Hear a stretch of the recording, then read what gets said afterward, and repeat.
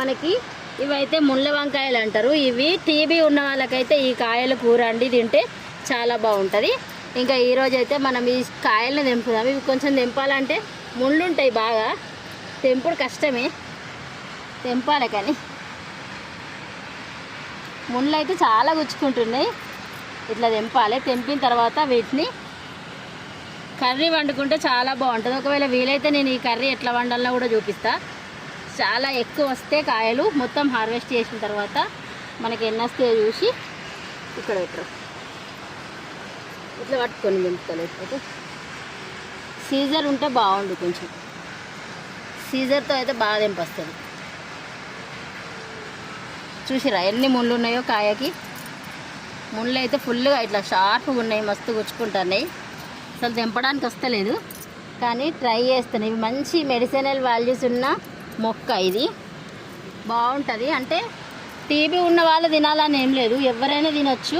కొంచెం మనకి దగ్గు ఎప్పుడు తగ్గనప్పుడు ఏం చేయాలంటే ఈ కాయలు దొరికితే ఒక 2-3 సార్లు అయినా ఈ కాయలు, ఇంకా చెన్నంగి చెట్టు నేను ఇంతకుముందు కూడా చెన్నంగి ఆకు గురించి చెప్పిన కదా, ఆ ఆకు ఏదైనా మనకు మొండి దగ్గు తగ్గనప్పుడు ఇట్లాంటివి దొరికినప్పుడు తెచ్చుకొని వండుకొని తింటే కనుక ఇంకా దగ్గు అనేది మన దరిదాపులకు కూడా రాదు, అంత బాగా పనిచేస్తుంది.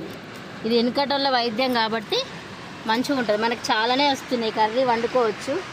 మనం కర్రీ వండుకుందాం ఈ కాయలతో. చూడండి ఎన్ని వచ్చినాయి, ఘోరంగా గుచ్చుతున్నాయి.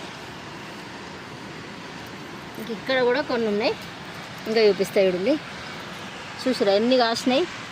ఒక 10-15 రోజులు నేను అసలు చెట్ల దగ్గరికే రాలేదు. కొన్ని ఇట్లా పండు వండి కూడా పోయినాయి, కొన్ని పండు వండిపోయినాయి. అయినా పర్లేదు, విత్తనాలకైతే వదిలేద్దాం వీటిని. ఇంకా ఈ ఒక్క టబ్బులోనే ఉన్నాయి కదా, ఇంకా మనం ఆ విత్తనాలను తీసి ఇంకా వేరే వేరే టబ్లలో వేసుకుంటే మనకు దాంట్లో కూడా వస్తాయి.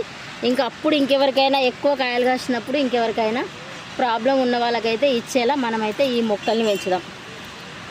ఓకే, ఇదండి ఈరోజు వీడియో. ఈ వీడియో నచ్చితే లైక్ చేయండి, షేర్ చేయండి, సబ్స్క్రైబ్ చేయండి, కామెంట్ చేయండి. ఎన్ని కనవచ్చినాయి ముళ్ళ వంకాయలు.